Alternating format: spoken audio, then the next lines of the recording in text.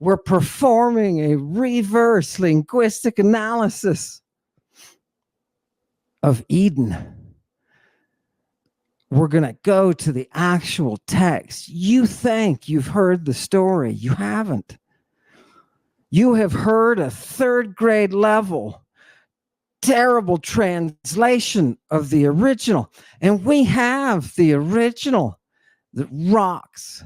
Are you ready? Are you ready? And I'm going to take you back. You're going to be so happy when you see them.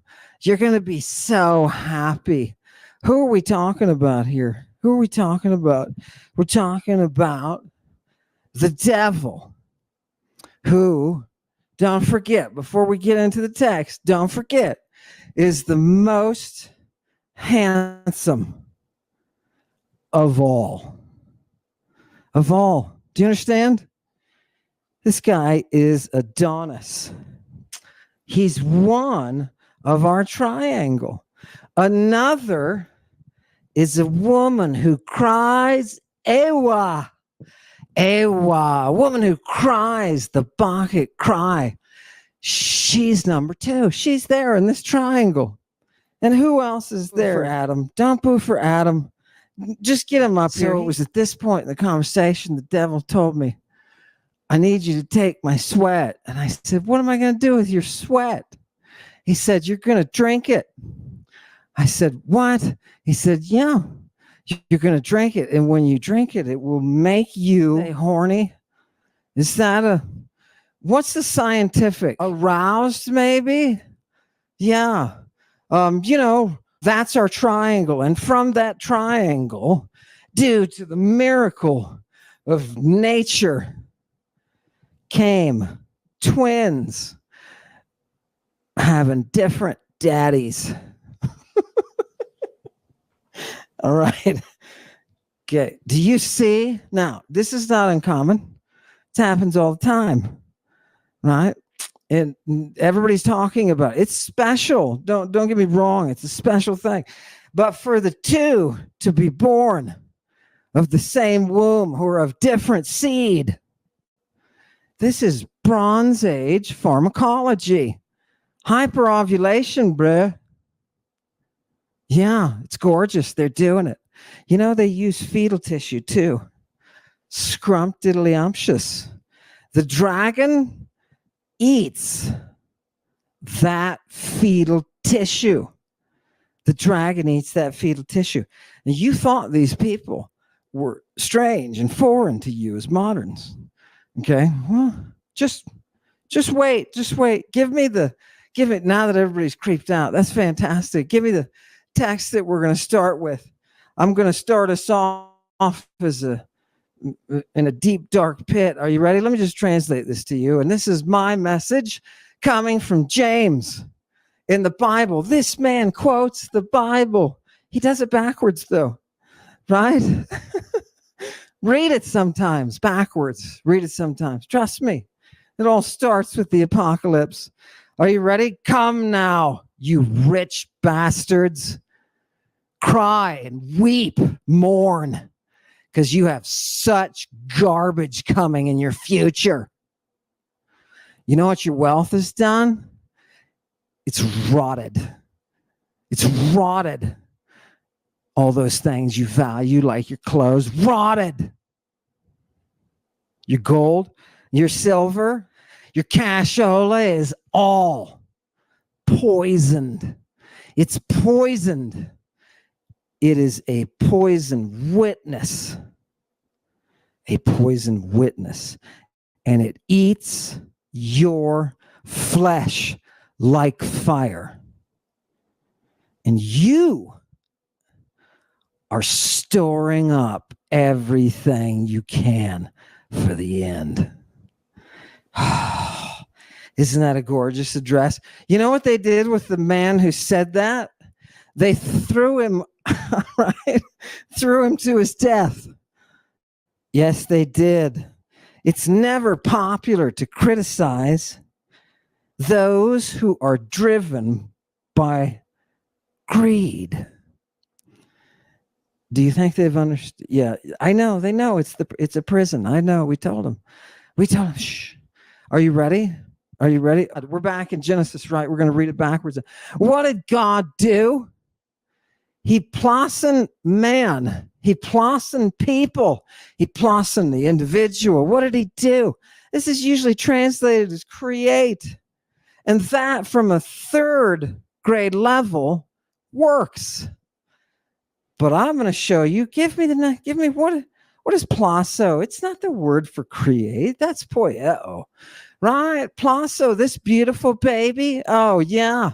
Oh, yeah, you modern Greeks. You modern Greeks. They're always going to say that, Chewy. They're always going to be like that. I don't know why. I don't know why. Presumption. Give me the next text. Here it is. Generally, the mold, form, right? To mold or form. By what? Education or training, right? What do you mold? You mold your soul. How do you mold your soul? It says in Greek down here, you mold your soul with muthos, with these strings of logoi. You mold your soul. Give me the next one. What kind of molding can you do in the world, people? Now, we're going, it's not that deep, right? Look what we do. Plasantes there on the end. What is it paired with? Chrysantes. Oh, are you surprised? And it's referencing plastering a naon. And what is a naon? That is the inner chamber. It can just be a temple in general, but it's the inner chamber also. It's the place where the eidolon is. Do you see? They set up their temples as if they were mental images. And that interior spot is the spot that holds your eidolon. Your eidolon. This is the first deep dive. What happens? God finished off the person, right? Dust from the earth. He finished him off. That hoon. What is that hoon? It's that stuff that blows on the ground. You can put it together with certain other things and make cement out of it. You know what I mean? Concrete, right?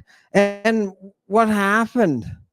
In a fusen, what happened? God innatured into the face of this dude the breath of Zoe. What was Adam's face doing? It was being innatured. It was being filled with that natural power of the breath of Zoe, the breath of life, right? You can translate the breath of life, but you have to remember that Eve is called Zoe. Now, do you see the party that we've come to? Right? Cain and Abel, they didn't look anything like each other. They did not look anything like each other. You know what I mean? You don't have to sacrifice when you look like your dad. You know what I mean? You know what I mean? Okay. Look what the Lord God did. Now, look here. Now, I'm going to introduce you to Lord God. Are you ready? This is not your fairy tale. This is not some bright light. This is not some entity, pulsating, invisible entity. This is a dude in a place where people acknowledge the existence of the gods. I said that in the plural. The existence of the gods. Human history is polytheism, monism, like Judaism, Christianity, Islam. Those monist religions are aberrations of a polytheistic cosmos. Yeah. So what we're going to see here in this verse is this Lord God who you think is, no, dude, it's a kurios. You know how many kurioi there are in antiquity? There's a whole bunch of them. They're all over the place. This is just a position. You thought, it's the Lord from the void and the blackness. The speaks a light. right? Oh my God. Do you know why? Because you have been injected with philosophy and theology right up your you know what. You've been injected with it for a long time. It's time to take that out. It's time to get rid of that. Anybody else see the ridiculous nature of this picture? This dude never, ever, ever, ever existed. There is no text to support that dude. Never. Sprinkle some kids around, maybe a couple of teenagers. Make him touching them and like a crowd in the background say, hey, stop touching those children. And he's like, oh, no, no. Then you'd be with the right Jesus. I don't know what that mess is. Look, they all look like they have the plague. That's what happens. Neil's going to talk about that. What happens when you suck the classical well dry? What did he do? What did this individual do? He put the man whom he had educated into a paradise, a garden. You could say garden if you want to. You could say garden, into a paradise taste true face, a paradise of pleasure. That's what the Greek says. Would you be surprised if I told you the Hebrew dropped this out completely? Show me what the next slide is. Where did he put this dude? He was educating him, you knucklehead. He was educating him. And what did he do? He put him where? In a place of luxuriousness, a place of wantonness. I told you, you needed to be wanton tonight, right? You needed to be wanton. Do you see the anthropology that's behind the text? Do you see that's stuck in the language? You can't get rid. It's like every once in a while you smell an ancient fart and you're like, oh God, I know. Right? Like you could partake of that again. Here's the Hebrew, just in case there's anybody. Now remember, why would the Hebrew lie? Now, look, there's nothing. Go ahead and search Genesis 2:15 in the Hebrew and look at it and see. Are you going to find any sort of garden of pleasure there? Are you going to find any wanton people there? No. Okay, then stop. All the scholars, pull your pants back up. Okay, gird yourselves. This is supposed to be the Hebrew that was the original that the Greek was translated from.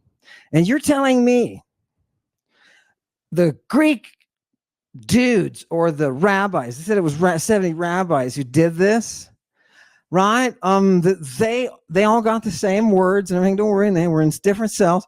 It was all hoo-ha, boo-ha, religious ceremony. And what happens? That's the story. None of us buy that, right? The Romans are standing around looking at them like, I got to go somewhere. You're going to hurry this thing up. So that's what we're supposed to believe. If this Hebrew was the original, what did the Greek dude or the translator do? What did he do? To just pull something out of thin air. Do you know that's not common to just pull concepts out of thin air when you're translating? You have to have some basis. You have to have some rational basis for making a word what it is. Dropping it now, if this is a Greek translation of the Hebrew, then the translation is in error because that's not in the Hebrew. And here's your rational conundrum that kills second century Judaism. Yeah, the religion. This is a religion killer. Are you hearing what I'm saying? It's an antichrist. It's an antidote. It's an antidote. This text is supposed to be originally Hebrew, but the Greek translation, supposed, has a word there that's not, there's not even a whiff of it in the text. It's it's just a pop, just pop it in there. Just, totally falsify it, right?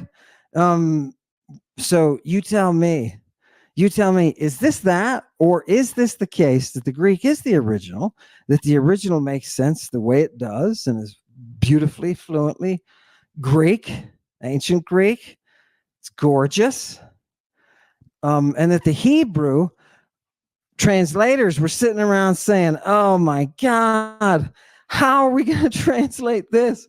How are we going to translate this? They only have 7,000 words, people.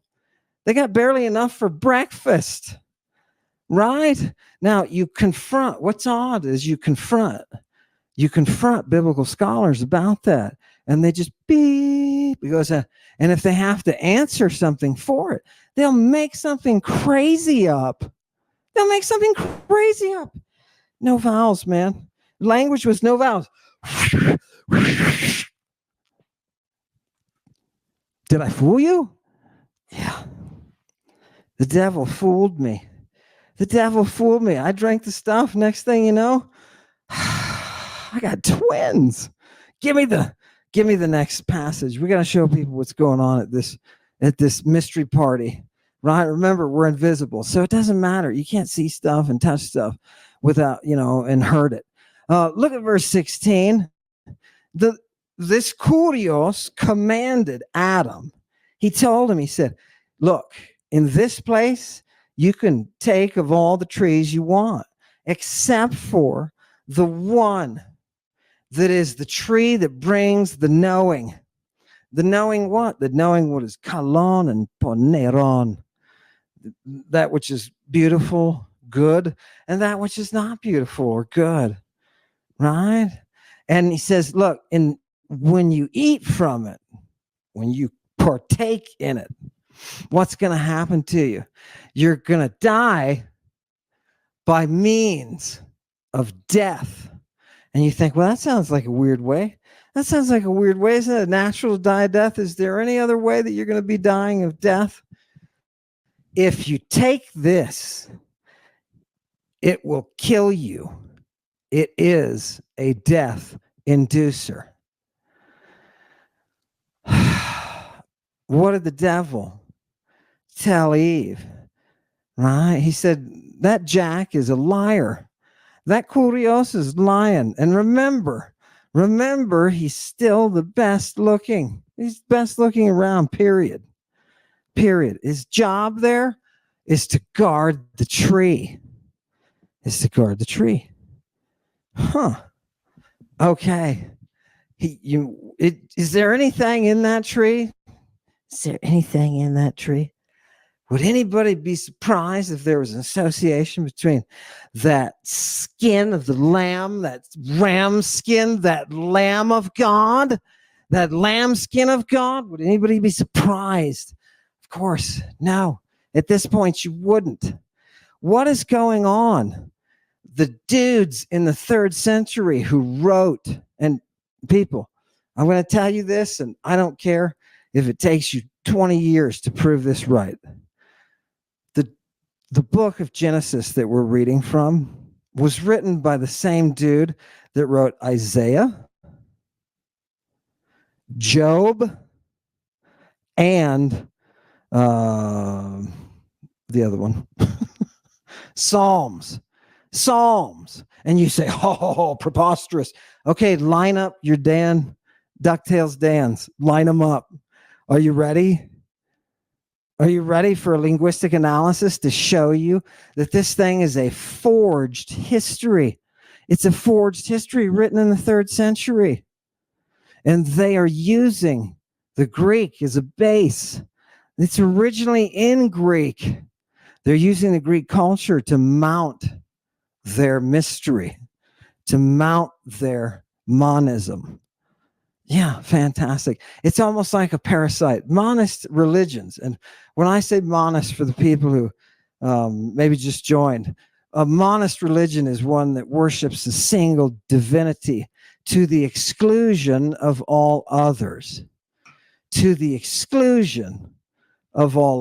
Monism is like a virus, and you can see it from ancient Egypt, all the way up to 2024.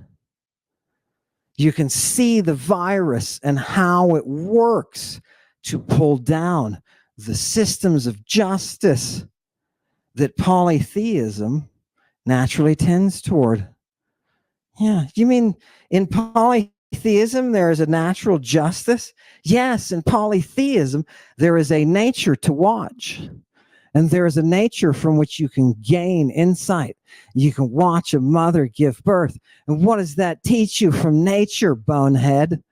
That's not a faith. It's not a creed. And it's not something you can get from a seminarian or a teacher or somebody on YouTube. When you worship that nature, this is what you get. You get that paradise. You get that paradise. And that's what they're building here.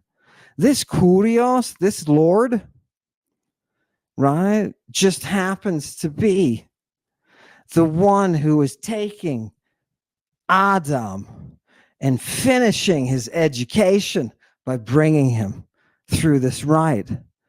He pulled her from his side. Now, if you're sitting around, you think, oh, you've never seen that expression used anywhere else. I'll tell you right now, as a classicist, Jesus is doing the same thing when he goes up and masturbates and then offers it to Mary for lunch in the woods, in his private place. Yeah. Same concept. It's a cult rite. Right? It's a cult rite. So remember, we're at this party and we've got Adam and Eve and Lucifer. Adam and Eve and Lucifer. Give me the next one.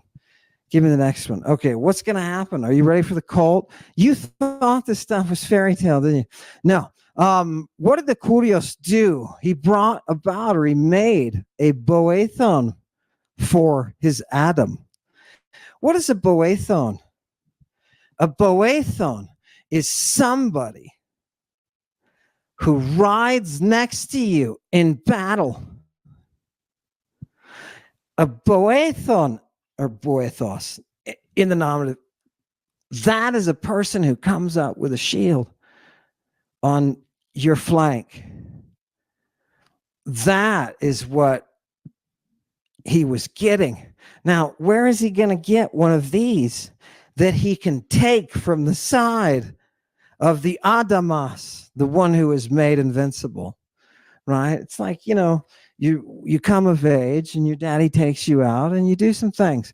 And this daddy went out and he said, hey, we've got to get the Amazonian woman, right, to help us with this one, right? We've got to get, now you're sitting there thinking, I thought this was all about in the beginning, and boop was the earth, and boop, there the fish, and boop.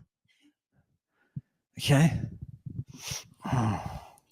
There is a sophistication. Please remember that you are reading Greek, and there is a sophistication to it that you cannot approximate without the original.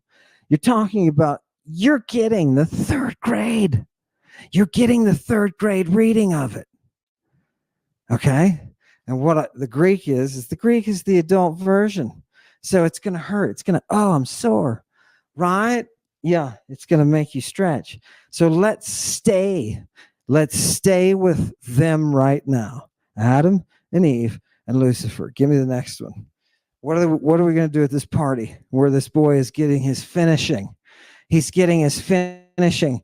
Yeah, this was the problem. I just put this up. The problem was they couldn't get one, right? They couldn't get a boethos. They couldn't get this Amazonian woman, this Ewa, right? They couldn't get her. That's what they're waiting for. That's what they're moving through the creation for, is this Ewa.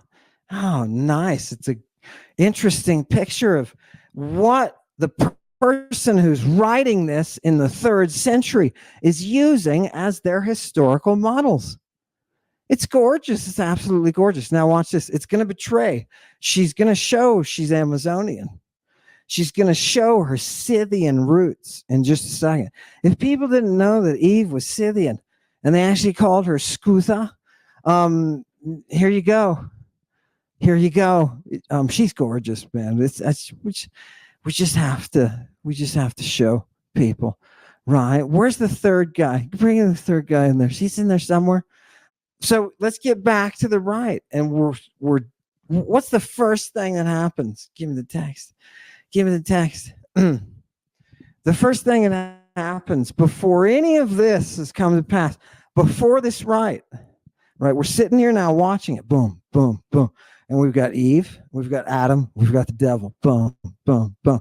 And I swear to you, I put that poison sweat right in her cup, right? You know what I mean? That was what I was supposed to do, right? So here we are at that party, boom, boom, boom. What happened before this? I hate when movies do this, but I'm going to do this because I'm moving backwards.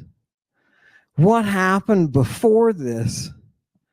Before this, God stoned Adam. What do you mean he stoned him? He stoned him.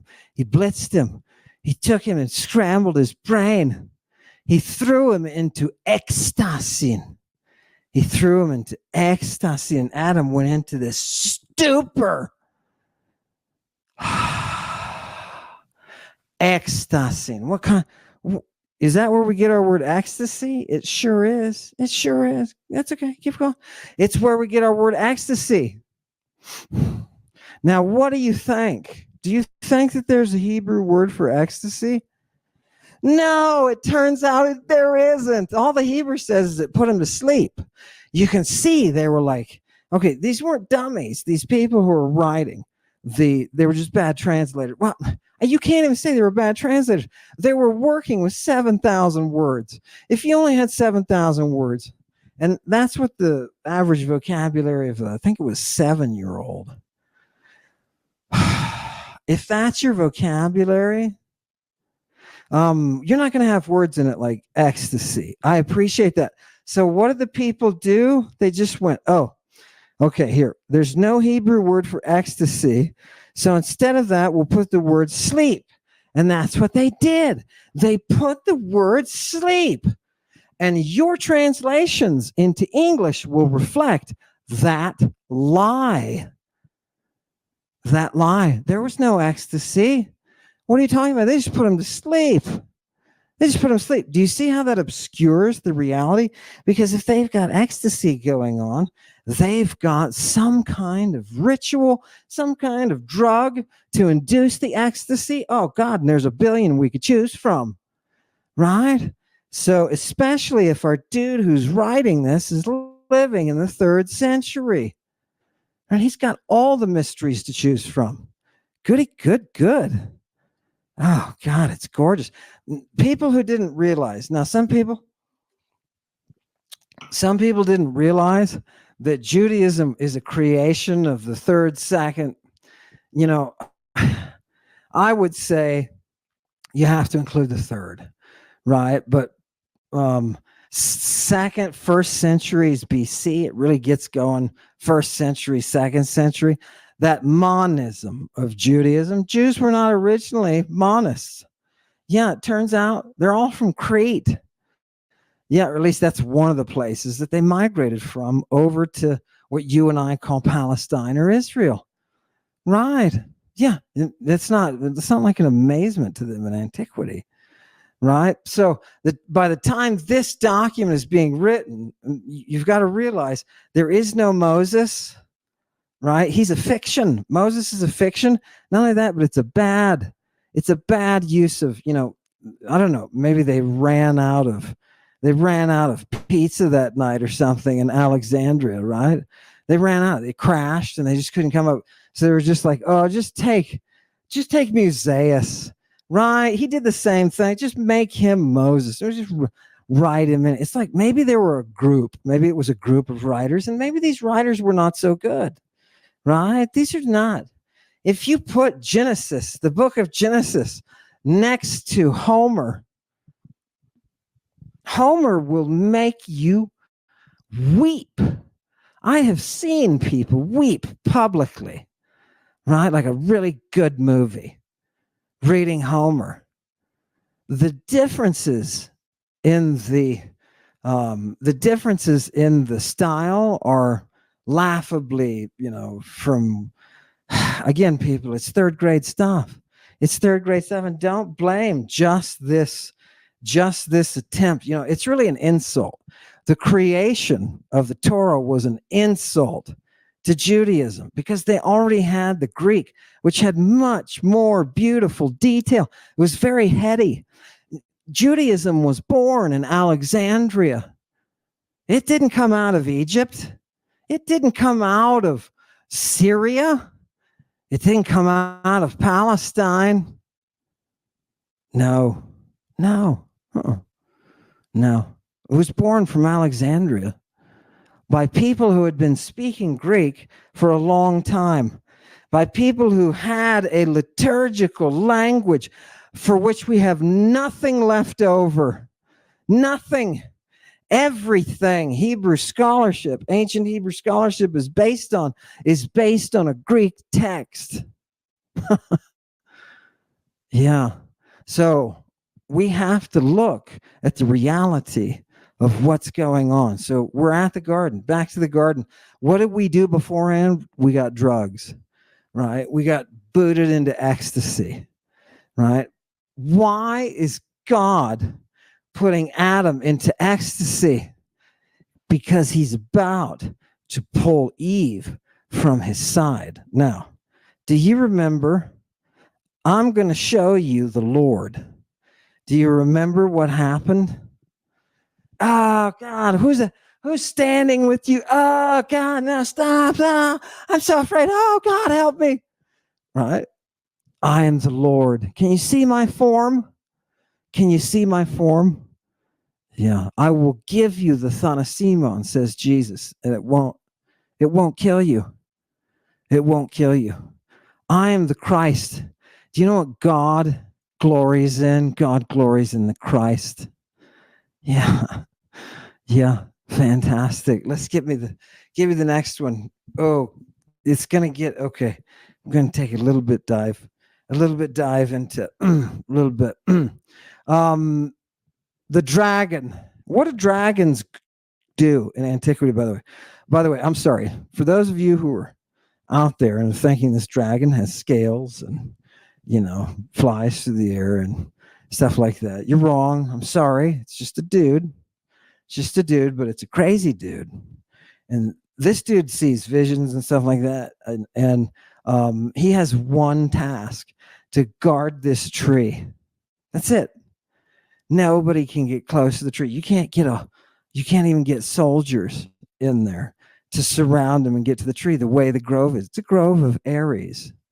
It's a grove of Aries, child of Hera, she who nourishes the soul.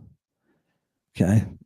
So you can't even get in there. This dude is crazy, and he's got poisons, and he'll paralyze you right away. No questions asked. Right? Okay, fantastic. This is the kind of woman that we're trying to find. We're trying to get you and me and Yahoo. We're all trying to find this Amazonian woman. We're going to pull her out of Adam. We're going to pull her out of Adam. Are you ready? How are we going to do that? You'll see. You'll see. So what does the serpent say? He says to the woman, not with death. You're not going to die with death. Right? Because God knows. Keep going. What does this Kurios know? He knows. In the day you eat from it, your eyes are going to be opened, and you are going to be hos theoi. You're going to be like gods. Now, you say to yourself, wait a minute, the Bible acknowledges the existence of gods? Yes. Why is that, kiddies? It's because it's written in a time when the people acknowledged the existence of many gods. And here is God and the devil and Eve in a little struggle about who's saying what's what. And the devil says, look, you're not gonna die. All right? I'll give you the Thanasimon. Did you realize the devil is a Christ? Did you realize that? All right. I will give you the death inducer, and it won't kill you. Okay. Right. He just doesn't want you to see the world like he does. So here is the devil, right? Proving that God is a liar. Just like the people who took the Greek and created a fake Hebrew from a dead language that only had 7,000 words.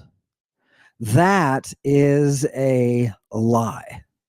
The devil from the very beginning has been one who has towed the line when it came to that lie.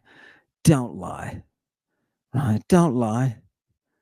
This is the devil's kingdom. Right? He knows. He knows. Fantastic. Beautiful portrait, right? Beautiful portrait. The Bible disproving itself, the Torah disproving itself.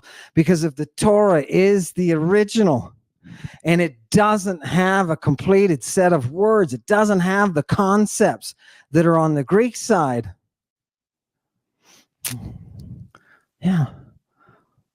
What are you going to do? It wasn't good enough. Did you know the text itself acknowledges, and the person who's speaking is God. This is in, I think it's either Isaiah or Ezekiel. I'm pretty sure it's Isaiah. He says, look, I'm not going to send you to a bunch of people of an advanced language. I'm going to send you to the people of Israel. Right? So the text itself acknowledges the weakness of Hebrew. Right? And not to mention, it sounds like an insult from somebody in the 3rd century whose Greek was strong and they were on the side of pro-Greek, right? People think that Judaism was a reaction, the Hellenistic rebellion against the Greek was, that was what was Jewish. No, there were lots of Jews who were plenty happy to be stuck with Greek and with that old dead language being just a part. We don't even put that in our synagogues, people. Okay, here's Eve. What did she see? She saw that this tree was good for the sake of consumption, right? This looks like something good, right? It's, it looked good to her eyes, right? It's useful, right? It's orion. Do you see that word orion? That's fruity. That's fruity, like come and pop. There's a fruit. Oh, it's gorgeous, right?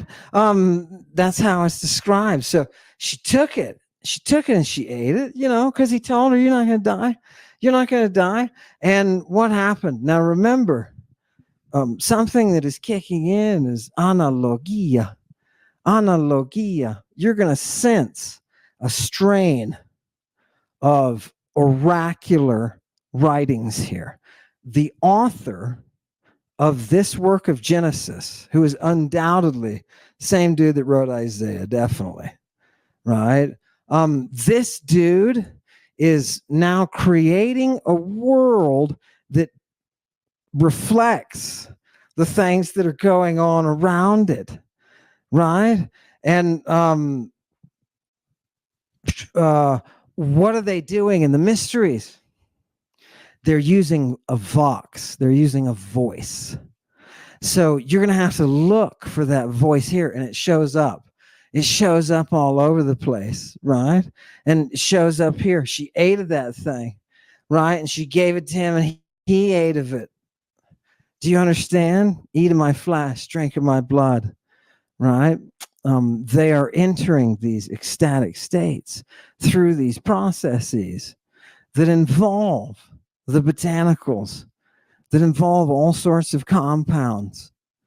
And so here we are. We finally have this woman here, and now we have a choice.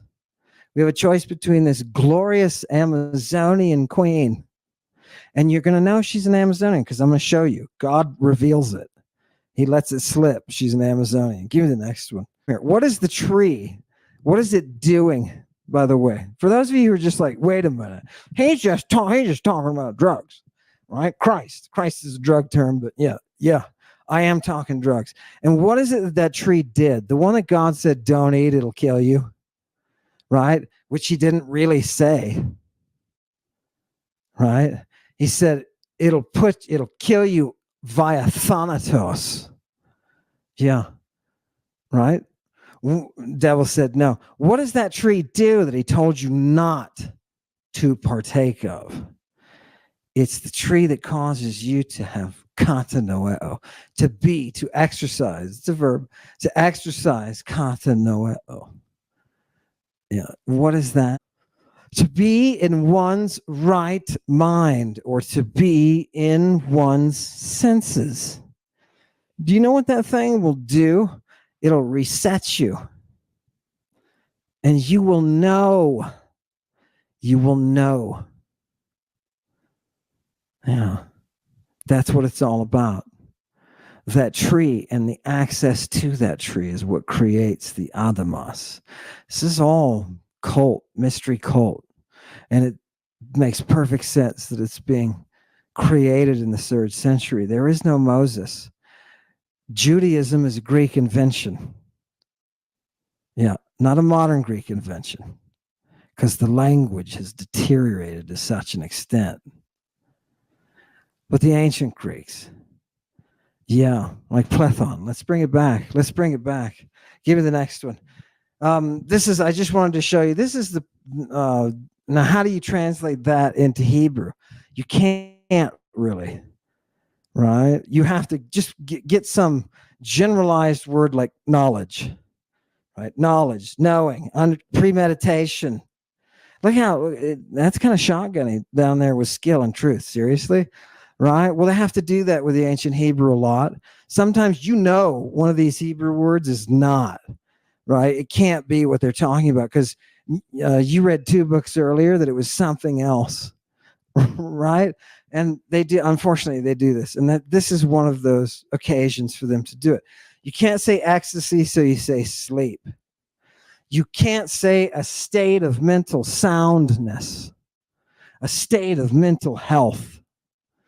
You have to say knowledge, right? This is not about knowledge.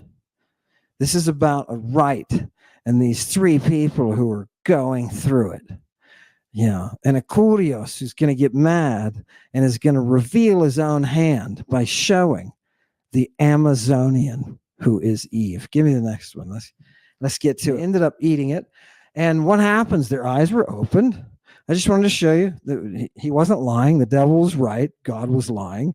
And what happened? They understood that they were naked. They understood that nakedness. Yeah. They got gnosis. They received that gnosis. And you know what that means? Hos theoi. They become as gods. Yeah. Yeah. Wow. It actually worked out like the devil did. And they're sitting there naked. And what's going to happen? They heard the voice of the kurios. He's walking around in paradise, right? It's about midday, right? So Adam and his wife, they hide themselves. They hide themselves from his gaze, right? Why? In the middle of that place in paradise. Why do they do that? Why do they hide themselves? The dude is walking around. That's what the text very carefully expresses. The dude, this kurios, was never meant to be magic, invisible, hoo-ha god.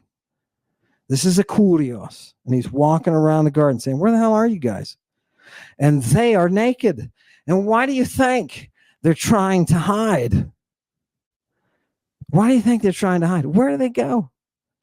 They go right back to it where the devil is, right? They go right back to the tree where they all got high, where the devil is. And what happens? What happens to these underlings of the kurios? Watch. This is good. Go ahead. This is good Hellenistic. Adam says to God, he says, hey, I heard your voice walking around the paradise and I hid myself because I'm naked, bro.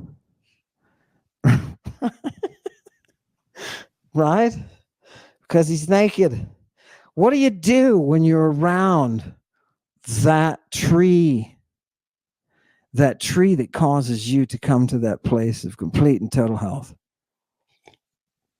It involves getting naked and children. It involves getting naked and children. Think of this cult. Think of this cult. Getting naked and children. Producing them. Producing them. Yeah. Yeah. And an Amazonian woman. Are you ready? Let's see her. What does Eve say? Right. Well, first Adam says, hey, you gave her, you gave her over to this whole situation, right? right? And so she took the tree, she gave it to me, and I ate it, right? And so Curio says to the woman, "What'd you do? What'd you do?" And the woman says, "The serpent. That serpent, he bamboozled me. He bamboozled me. He fooled me. He fooled me." It was the sweat. We know in the apocryphal works, it was the sweat of the devil that did the bamboozling. He bamboozled me, she said. He gave it to me and I ate. I ate, right? What does the Lord say? He says to the serpent, he turns to the devil and he says, because you did this, you're cursed. Right now, wait a minute. Do you mean the Lord, Yahoo himself, is cursing? Yeah. Why? Because it's the 3rd century, people. And curses are the big thing. Right? That's Hellenistic magic, baby. That's Hellenistic magic. And God is using it. This is the same God. This is Yahweh. This is the same God who brings together male lovers. If you are a man and you are interested in another man, you can ask Jehovah, Yahoo Hashem, and he will get you that love. Do you understand? Yes. They were worshiping by another name, the devil, Eros. Eros. I showed you the passage last week. You cannot magically control Eros. He has everything. Do you see it? Did you know that Jehovah sprang from people performing magic with a God that performed magic by drawing from the side of the adamant, the Ewa? Yeah. It's kind of interesting when you actually look at the cult and see what they're doing. You're cursed, right? And what else does he say? I thought he's going to say, you're going to go on your belly, right? You're going to eat that dirt, right? All the days of your life, right? You're going to end up in that chthonian, oracular earth cast down from Uranos, right? He's letting them know. You can see the drug knowledge on both sides. You can see how the drug cult is being used. It's its own language, and I think that's why they're saying dragon is their spoken tongue, right? They're speaking dragon. For you and I watching this, we'd be like, huh, right? We haven't been initiated. When they initiate you, you can open up and you can start perceiving and understanding the way they are talking. Now he turns to the woman, turns to Eve, and he says to Eve, are you ready? You didn't know what he said. Do you see on the 3rd line what the 3rd word is? Spermatos. I knew it. I knew if we were going to be involved in some kind of cult mystery, I knew that we're going to be dealing with sperma. Sperma. What does he say? I'm going to I bet we talk about drugs too. I'm going to put this fighting spirit, right, between you and the woman. I'm going to put this fighting spirit. You remember she ended up with Adam, right? And they had twins and they were nothing alike and one killed the other one. Yeah. Yeah. Hyperovulation, bro. Right? Seriously, it's the poisons.